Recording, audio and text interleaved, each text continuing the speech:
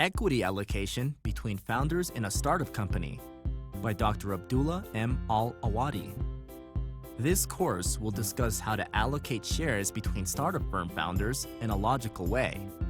If you are very smart, hard worker, and financially well capable, then you can start a company that you own 100% by hiring a great team. If you do not meet this description, then you will likely have to bring in partners. To start a company with partners, you may agree to an equal share allocation. When there is no income, it seems satisfactory. However, disputes about the relative contribution may rise when the company becomes profitable. This can cause many problems and impede the company's growth. Thus, equal share allocation is not the best option. We need a logical equity allocation when we start a company, as it impacts the distribution of future returns, control over the future direction of the company. In addition to the capital contribution, to allocate shares between founders in a logical way, you should consider the following 5 points. 1. The idea proposer. 2. Commitment and compensation. 3. Physical assets contribution. 4. Reputation contribution. 5. Responsibilities. 1. The idea proposer. Generally, the idea alone is an insufficient contribution to demand founders' stock. The execution of the idea is more important, such as organizing the company, assembling the team, gathering the resources, commercializing the product, etc. A good example would be Facebook. The idea of Facebook was not unique, as there were many social networking websites before Facebook. However, the execution of Facebook made a difference. However, if the idea is unique and leads to an invention that has been patented, then it is not only an idea.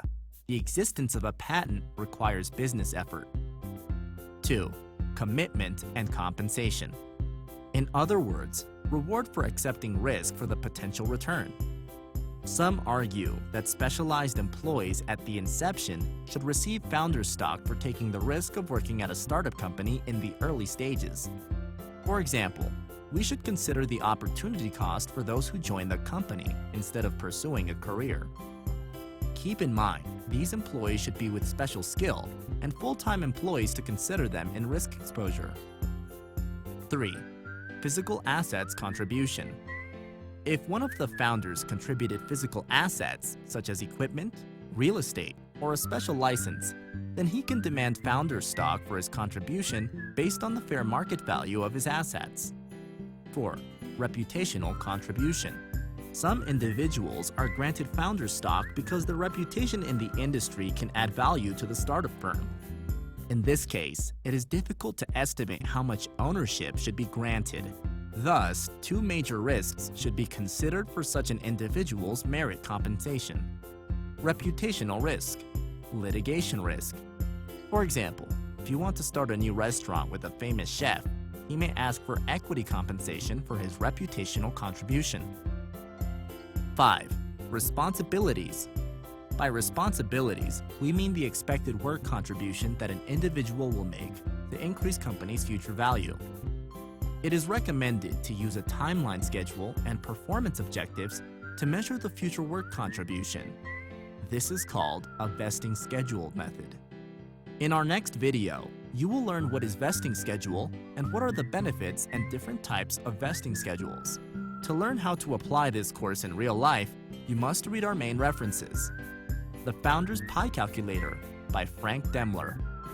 Equity in Startups, a Case Study and Some Data by Hevre Lebret. Entrepreneurial Finance and Accounting for High-Tech Companies by Frank J. Fabosi.